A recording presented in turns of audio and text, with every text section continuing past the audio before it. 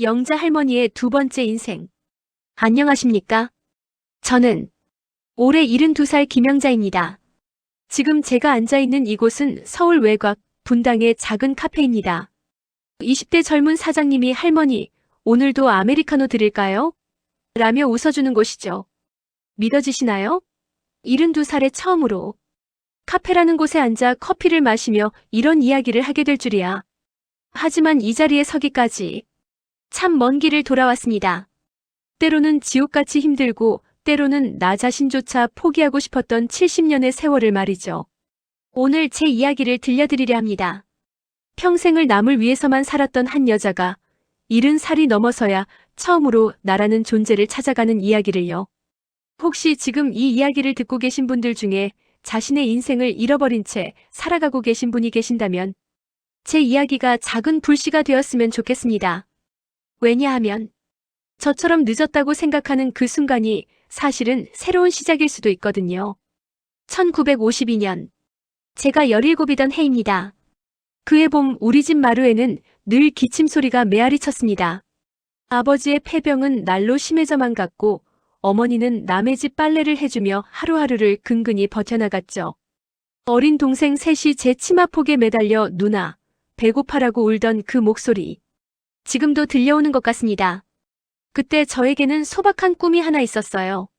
초등학교만 제대로 마치고 글을 읽고 쓸 줄 아는 사람이 되는 것. 그게 전부였습니다. 하지만 현실은 냉정했죠.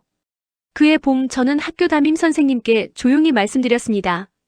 선생님, 저 이제 학교 못 나와요. 선생님은 안타까워하시며 말씀하셨어요. 영자야, 내가 제일 공부 잘하는데 조금만 더 버텨보자. 하지만 집에서 쌀이 떨어진 날이 하루 이틀이 아니었어요. 더 이상은 안 되겠더라고요. 17살 저는 결국 학업을 접고 방직 공장에 들어갔습니다. 새벽 6시에 집을 나서서 밤 8시에 집에 돌아오는 생활. 하루 종일 재봉틀 앞에 앉아 바느질만 했습니다. 처음 며칠은 정말 힘들었어요. 바늘에 손가락이 찔려 피가 나도 허리가 끊어질 것 같아도 쉴 수 없었거든요. 그런데 신기한 건 적응이 되더라고요. 바늘에 찔린 손끝은 굳은 살이 박여 감각이 없어졌고 구부정한 자세도 익숙해졌어요. 매달 받는 월급 봉투. 그 얇은 종이 한 장이 우리 가족 5명의 생명줄이었습니다. 그 봉투 하나로 식구들이 굶지 않는다는 생각에 버텼어요. 공장에서 쉬는 시간에 다른 언니들과 도시락을 까먹으며 이런 이야기를 나누곤 했어요. 영자야, 너 시집은 언제 갈 거야? 에이, 언니. 저는 아직 어려요. 동생들부터 다 키워야죠. 그럴 때마다 마음 한구석이 아렸어요. 밤에 집에 돌아와서 창문 너머 불빛을 보며 혼자 속삭이곤 했어요. 공부하고 싶어. 책도 읽고 글도 써보고 싶어. 하지만 그건 꿈일 뿐이었죠. 현실에서는 생존이 우선이었으니까요. 20살 되던 해 어느 날 어머니가 저를 불러 앉히셨습니다. 영자야, 너 이제 시집 갈 때 됐다. 갑작스러운 말씀에 당황했어요. 어머니, 저는 아직 결혼 생각 없어요. 동생들도 아직 어리고. 그때 어머니의 표정이 심각해졌어요. 영자야, 엄마 말 잘 들어라. 이번에 소개받은 남자. 나이가 좀 많긴 하지만 농사도 짓고 착하다고 하더라. 내가 이 남자라도 잡아야 동생들 공부가 가능하다.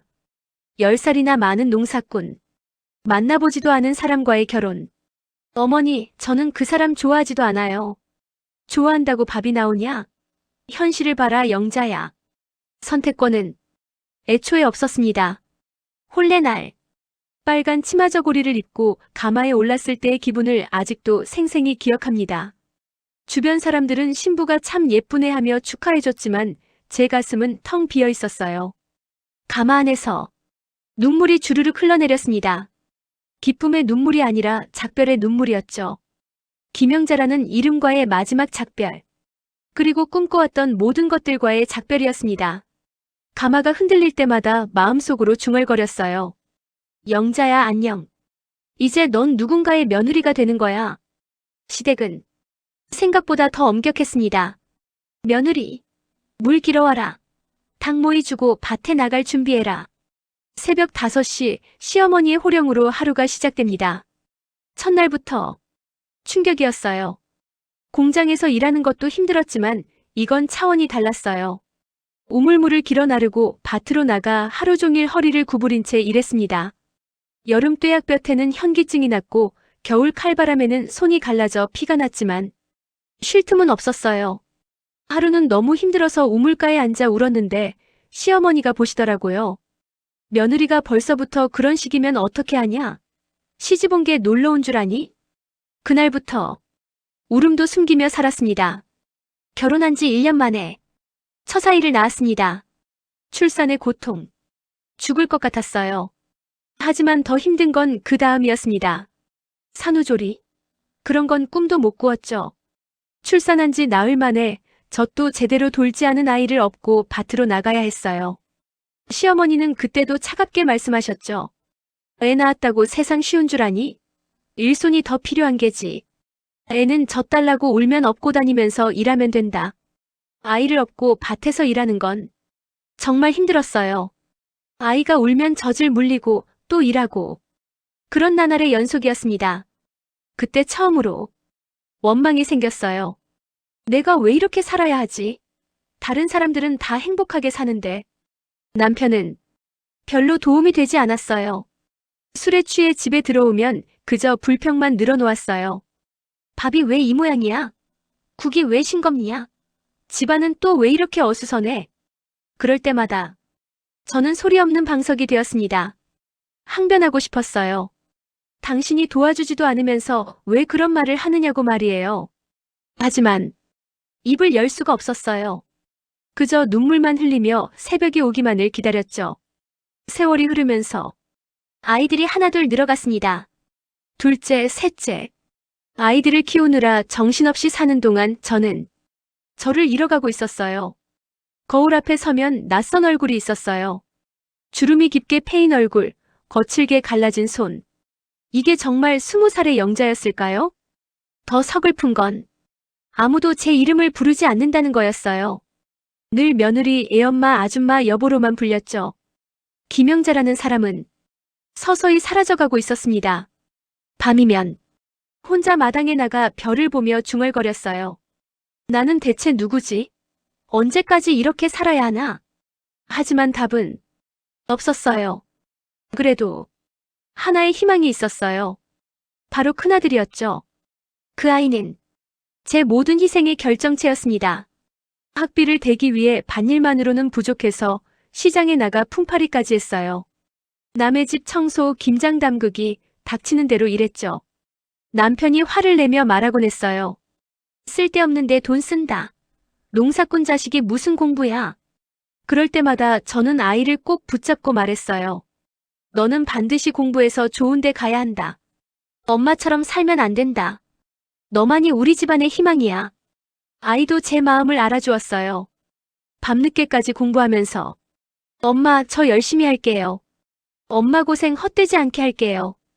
그 말 한마디에 모든 피로가 사라졌어요. 세월이 흘러 정말로 아들은 명문대에 합격했습니다. 합격 통지서를 받은 날 저는 하늘이 무너지는 줄 알았어요. 기쁨에 무너지는 거였죠. 그래, 내 인생이 헛되지 않았구나. 이제 조금은 편히 살 수 있겠구나. 졸업식 날 아들이 학사모를 쓰고 웃는 모습을 보며 평생 처음으로 가슴을 펴고 걸었어요. 주변 사람들이 말하더라고요. 영자 씨 아들 정말 잘 됐네. 그동안 고생한 보람이 있겠어. 그때만 해도 행복의 절정이라고 생각했어요. 아들은 곧 좋은 직장에 들어갔고 얼마 안 있어 결혼 이야기가 나왔어요. 며느리를 처음 봤을 때 속으로 안도했어요. 세련되면서도 예의 바른 듯 보였거든요. 대학도 나오고 직장도 다니는 똑똑한 아가씨였어요. 어머니, 저 잘 부탁드립니다. 고개 숙여 인사하는 그 모습이 참 믿음직스러웠어요. 저는 마음속으로 다짐했습니다. 이제부터는 저 아이가 내 딸이 될 거야. 내가 못 누린 걸 며느리에게라도 해줘야지. 나처럼 시집살이로 고생시키지 말자. 결혼식 날 정말 마음이 뿌듯했어요. 이제 우리 집에도 봄이 오는구나. 며느리와 함께 행복하게 살겠구나. 처음 몇 달은 정말 좋았어요. 며느리는 자주 웃었고 어머니, 제가 도울게요라며 부엌에 들어오기도 했어요. 같이 장 보러 가면서 이런 대화도 나눴죠. 어머니, 요즘 젊은 사람들은 이런 것도 좋아해요. 그래? 우리 때와는 많이 다르구나.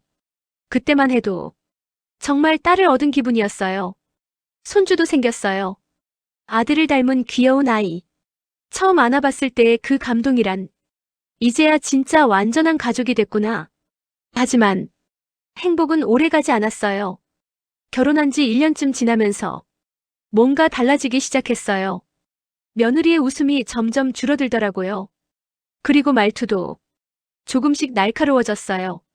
어느 날 저녁상을 차렸는데 며느리가 수저를 들자마자 미간을 찌푸렸어요. 어머니, 저희는 이런 반찬 잘 안 먹는데요. 요즘은 다 샐러드나 간단하게 먹어요. 이렇게 기름진 건 순간 가슴이 철렁했어요. 나름 정성껏 준비한 건데. 아이고, 요즘 젊은 사람들 입맛이 다르지. 다음엔 신경 써서 해줄게. 황급히 웃으며 대답했지만 마음이 상했어요. 아들은 그냥 멀뚱히 앉아서 아무 말도 하지 않았어요. 그 일 이후로 며느리의 입은 날이 갈수록 날카로워졌어요. 집안일이 조금이라도 늦어지면 어머니, 아직도 안 끝나셨어요? 저희 친구들 올 시간인데. 청소가 마음에 들지 않으면 어머니, 먼지가 이렇게 많으면 제가 알레르기 생기잖아요. 좀 더 신경 써주세요. 손주 돌보는 방식도 마음에 안 든다고. 어머니, 요즘은 그렇게 안 키워요. 육아법이 많이 바뀌었어요. 저는 꾹 참고 또 참았어요. 며느리가 아직 젊어서 그렇겠지. 요즘 세상이 옛날 같지 않으니까 조금만 더 버티자. 하지만 제일 아픈 건 아들의 태도였어요. 제가 조심스럽게 아들에게 말했어요.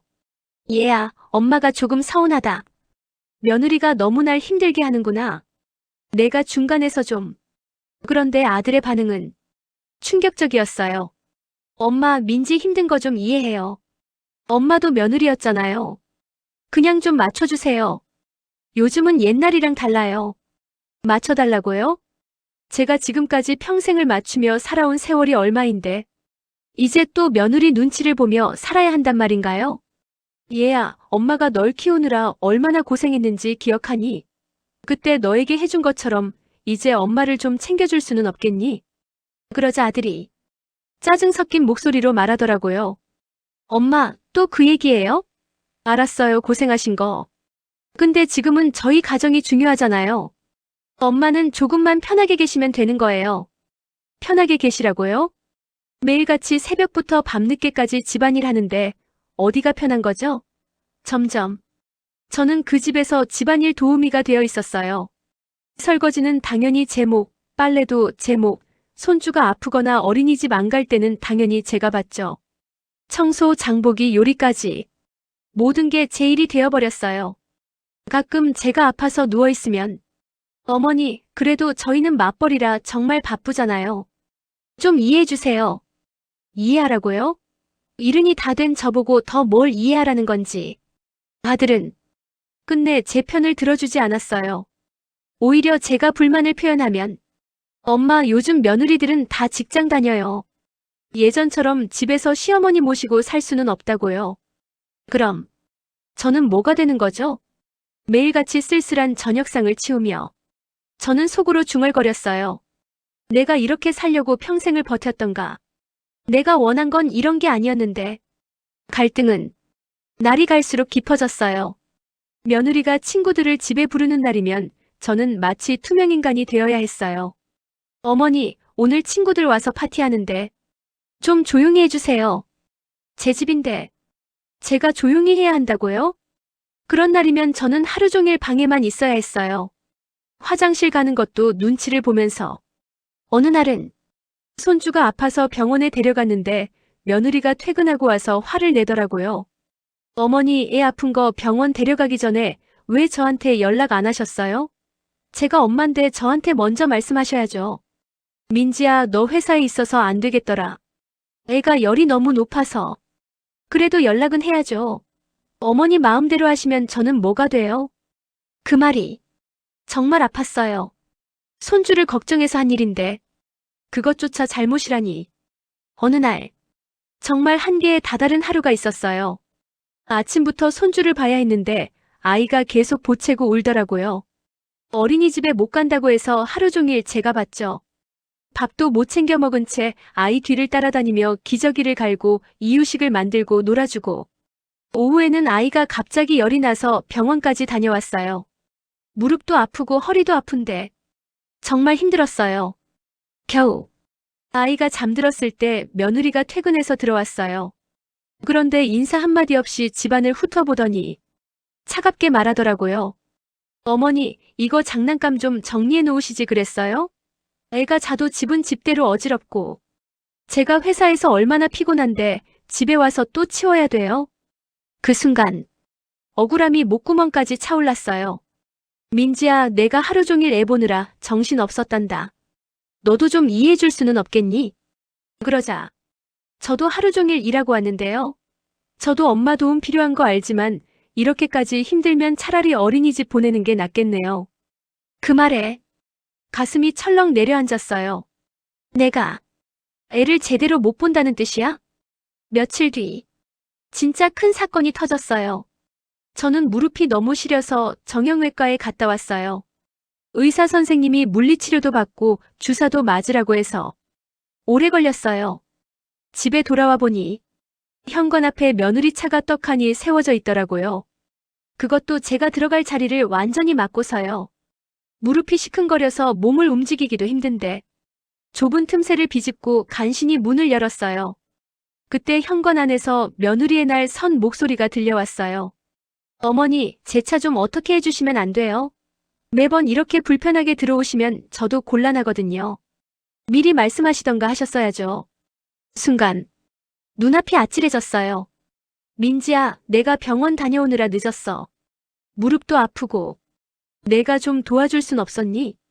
그러자 며느리는 비웃듯 말하더라고요. 저도 직장에서 힘들게 일하고 왔어요. 어머니 힘든 것만 힘든 게 아니잖아요. 요즘 젊은 사람들이 얼마나 스트레스 받으며 사는지 아세요? 그 말이 방망이처럼 제 가슴을 내려쳤어요. 더 이상 참을 수 없었어요. 현관에 서서 울먹이며 소리쳤어요. 내가 너희 집에서 이렇게 천대받으려고 평생을 희생했니? 내가 너를 내 딸처럼 여겨주려 했는데 내가 나를 이렇게 내치냐? 너희 아버지가 술 먹고 와서 욕할 때도 시어머니가 구박할 때도 다 참고 살았다. 그런데 이제 늙어서까지 이런 대접을 받아야 하냐? 목소리가 점점 커졌어요. 70년 동안 쌓인 모든 분노가 한꺼번에 터져나오는 것 같았어요. 아들은 그때도 멀찍이 서서 중재하는 척만 했어요. 엄마, 제발 그만해요. 민지도 힘들잖아요. 다들 좀만 양보하면 되는 건데 왜 이렇게 매번 부딪히세요? 양보라고요? 양보. 나는 평생 양보만 하며 살았다. 내 청춘도 내 꿈도 다 너희에게 내줬다. 그런데 이제 와서 나보고 또 양보하라니. 내가 공부할 때 내가 얼마나 고생했는지 알기나 하니? 시장에 나가 품팔이하고 남의 집 빨래에서 번 돈으로 너 과외시켜줬잖아. 손주가 놀라 울음을 터뜨렸지만 그 순간 저는 아무것도 보이지 않았어요. 그때 며느리가 정말 충격적인 말을 했어요. 어머니, 솔직히 말할게요. 저희는 어머니가 좀 편하게 지내시기만 바라는 거예요. 너무 간섭하지 마시고 그냥 손주나 봐주시면 되잖아요.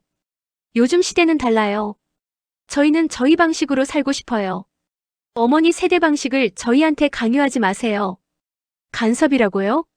강요라고요? 민지야, 내가 언제 너희 간섭했니? 언제 내 방식을 강요했니? 매번 음식도 어머니 마음대로 하시고 손주 돌보는 것도 옛날 방식으로 하시고 저희 의견은 안 물어보세요. 그 순간 정말 허탈했어요. 아들이 결정타를 날렸어요. 엄마, 민지 말도 일리가 있어요. 엄마가 너무 우리 생활에 개입하려고 하시는 것 같아요. 개입이라고요? 그럼 나는 이 집에서 뭐지? 그냥 집안일만 하는 가정부냐? 엄마, 그런 뜻이 아니에요. 그냥 조금 더 거리를 두고 지내는 게 어떨까 해서요. 서로 편하게 거리를 두자고요. 그 말을 듣는 순간 모든 게 무너져 내렸어요. 그날 밤 방에 혼자 앉아서 정말 깊이 생각했어요.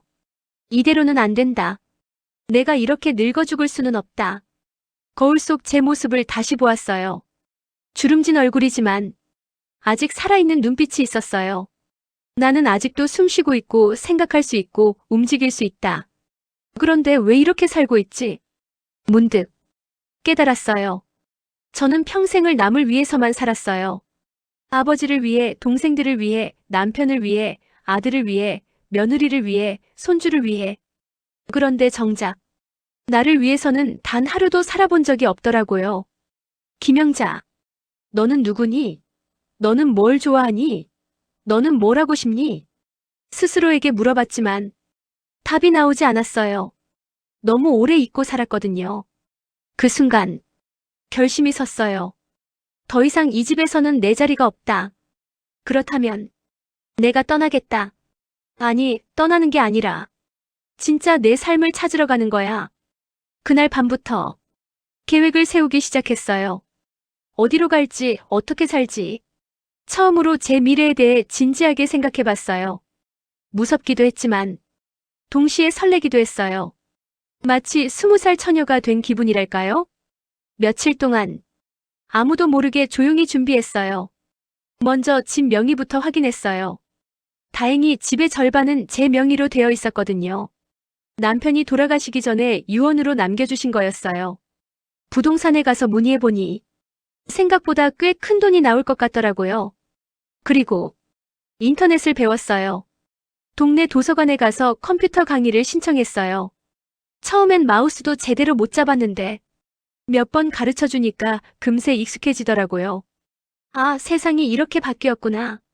인터넷으로 집도 찾아보고 여러 가지 정보도 찾아봤어요. 처음 알았어요. 요즘 혼자 사는 노인분들을 위한 집이 얼마나 많은지. 인터넷을 뒤지다가 분당에 괜찮은 원룸을 하나 발견했어요. 24평짜리 깨끗한 집이었어요. 병원도 가깝고 지하철역도 걸어서 10분 거리고 무엇보다 제 돈으로 충분히 살 수 있는 가격이었어요. 부동산 아저씨한테 전화했어요. 여보세요, 인터넷에 나온 집 보려고 하는데. 아, 어르신이세요? 혹시 자녀분과 함께 사실 건가요?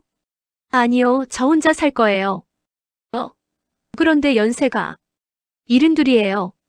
문제 있나요? 잠시 침묵이 흐르더니 아니에요. 요즘 혼자 사시는 어르신들 많으세요. 언제 보러 오실래요? 그 집을 보러 간 날 정말 설렜어요. 깨끗한 원룸이었지만 제게는 궁전 같았어요. 아무도 간섭하지 않는 제만의 공간. 이 집에서 내가 하고 싶은 걸 할 수 있겠구나. 부동산 아저씨가 친절하게 설명해 주더라고요. 어르신 1층이라 계단 오르내릴 일도 없고 앞에 공원도 있어서 산책하기 좋아요. 근처에 대형마트도 있고. 그 순간 결심이 섰어요. 이 집으로 할게요. 집을 구한 다음 날 드디어 아들과 며느리를 불러 앉혔어요. 손이 떨렸지만 마음은 단단했어요. 서류 봉투를 꺼내며 이 집, 내 몫은 정리했다. 이제 나는 더 이상 여기 살지 않을 거다. 아들이 깜짝 놀라 소리쳤어요. 엄마, 그게 무슨 말씀이세요? 갑자기 왜 그러세요?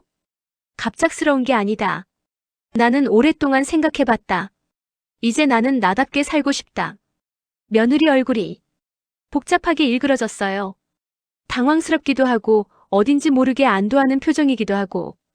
평생 너희를 위해 살았으니 이제 남은 날은 내 삶을 살겠다. 아들이 급하게 말했어요. 엄마, 어디 가시려고요? 혼자 어떻게 사세요? 분당에 집 구했다. 혼자 살기에 딱 좋더라. 아들은 정말 당황했어요. 엄마, 진짜 심각하게 생각하고 하시는 말씀이에요? 연세도 있으신데 혼자 사시면 어떻게 해요? 내 나이가 몇인 줄 알고. 72이다. 아직 정정하다. 혼자 살기에 문제 없어. 며느리는 말없이 앉아있다가 조심스럽게 말했어요. 어머니, 저희가 많이 서운하게 해드렸나 봐요. 죄송해요. 그 말을 듣는 순간 마음이 조금 약해질 뻔했어요. 하지만 서운한 건 아니다. 그냥 이제는 각자의 삶을 살고 싶다. 너희는 너희대로, 나는 나대로.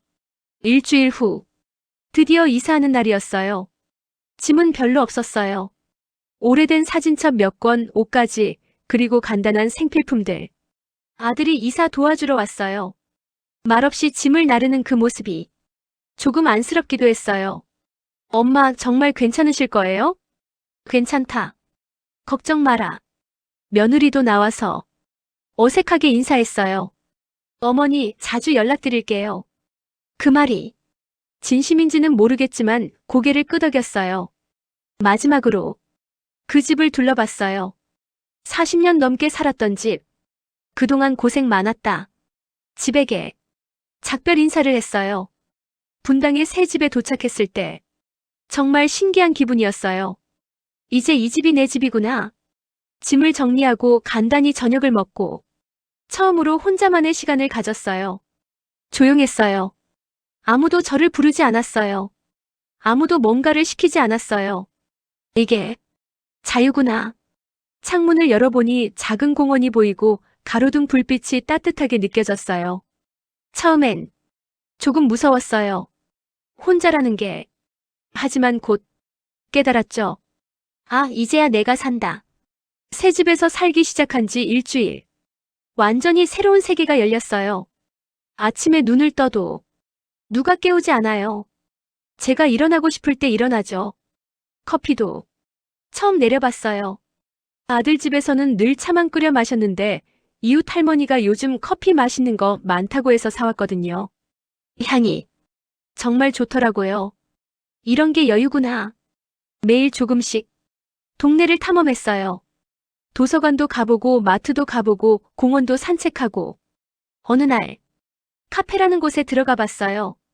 젊은 사람들만 가는 곳인 줄 알았는데 사장님이 친절하게 말하더라고요. 어머니, 어떤 커피 드릴까요? 잘 모르겠는데요. 추천해 주세요. 아메리카노 어때요? 쓰지만 향이 좋아요. 그렇게 평생 처음으로 카페에서 커피를 마셨어요. 맛은 좀 썼지만 기분이 이상했어요. 뭔가 세련된 사람이 된 것 같은. 동네 컴퓨터 학원에 등록했어요. 처음에는 저만 나이가 많아서 부담스러웠는데 가보니까 비슷한 연배분들이 꽤 많더라고요. 선생님이 젊은 분이었는데 정말 친절하게 가르쳐 주셨어요. 할머니, 마우스는 이렇게 잡으시면 돼요. 천천히 하시면 됩니다. 한 달쯤 지나니까 혼자서도 인터넷을 할 수 있게 됐어요.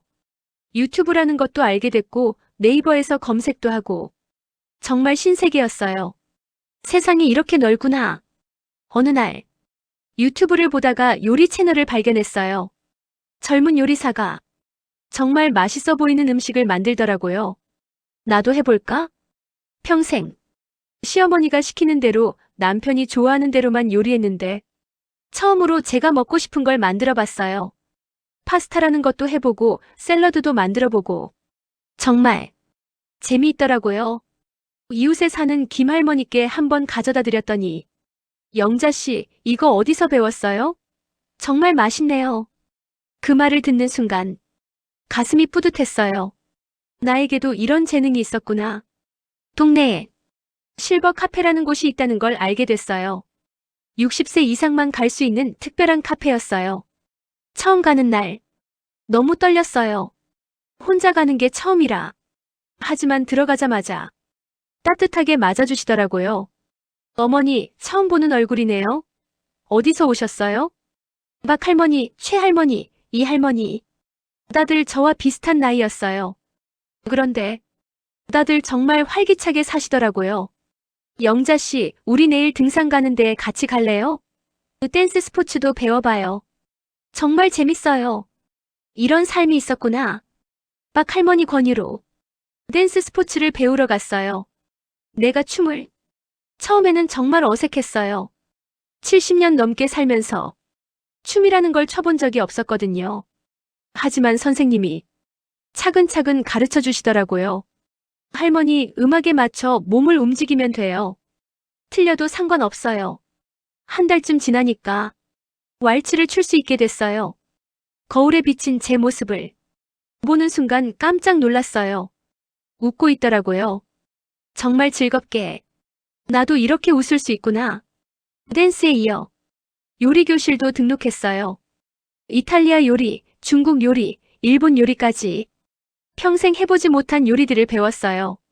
선생님이 제 요리를 맛보더니 깜짝 놀라시더라고요. 영자 선생님, 정말 손맛이 좋으시네요. 혹시 요리를 전문적으로 배우신 적이 있으세요? 아니에요, 그냥 집에서 해본 것뿐이에요. 이 정도면 카페나 작은 식당 하셔도 될 것 같은데요. 그 말이 제게는 정말 충격이었어요. 내가 뭔가를 할 수 있다고. 그날 밤 잠이 안 와서 인터넷을 하다가 시니어 창업이라는 기사를 발견했어요. 60세, 70세에 새로운 사업을 시작하는 분들 이야기였어요. 나도 할 수 있을까? 머릿속에 작은 꿈이 생겼어요. 작은 카페를 해보고 싶다는 꿈이요. 제가 배운 요리와 베이킹으로 손님들을 맞이하는 카페 말이에요. 새로운 삶을 시작한 지 6개월이 지났어요. 거울을 보니 완전히 다른 사람이 되어 있었어요. 표정도 밝아지고 걸음걸이도 가벼워지고 뭔가 활기가 넘쳤어요. 요리교실 친구들과 작은 팀도 만들었어요. 실버 셰프라는 이름으로 동네 행사에서 음식을 만들어 파는 거예요. 첫 번째 행사에서 정말 대성공을 거뒀어요. 할머니들이 만든 음식이 이렇게 맛있을 줄 몰랐네요. 그 말을 듣는 순간 가슴이 터질 것 같았어요. 나도 사회에 도움이 되는 사람이구나. 지금 이 이야기를 들려드리고 있는 이곳은 제가 6개월 전부터 준비해온 작은 카페예요. 이름은 영잔의 부엌이에요. 70년 만에 처음으로 제 이름을 당당하게 걸었어요. 아들과 며느리도 한번 다녀갔어요. 처음엔 어색했지만 제가 만든 음식을 먹고는 정말 놀라더라고요. 엄마, 언제 이렇게 요리를 잘하시게 됐어요? 며느리도 조금은 미안한 표정으로 말하더라고요. 어머니, 정말 대단하세요. 저도 이런 용기 있을까 싶어요. 하지만 가장 중요한 건 그들의 인정이 아니에요. 바로 제가 저를 찾았다는 거예요. 70년 만에 김영자라는 사람을 찾았어요. 매일 아침 거울을 보며 제 이름을 불러봐요. 김영자, 오늘은 뭘 해볼까? 그럴 때마다 가슴이 두근거려요. 마치 20살 처녀가 된 것처럼요. 혹시 지금 이 이야기를 듣고 계신 분들 중에서 저처럼 자신을 잃어버리고 사시는 분이 계시다면 꼭 기억해 주세요. 늦었다고 생각하는 바로 그 순간이 새로운 시작의 순간일 수 있다는 걸요. 나이는 숫자일 뿐이에요. 진짜 중요한 건 아직도 우리 마음속에 뛰고 있는 이 심장이에요. 저는 72에 진짜 제 인생을 시작했어요. 여러분도 언제든 시작할 수 있어요. 자, 오늘도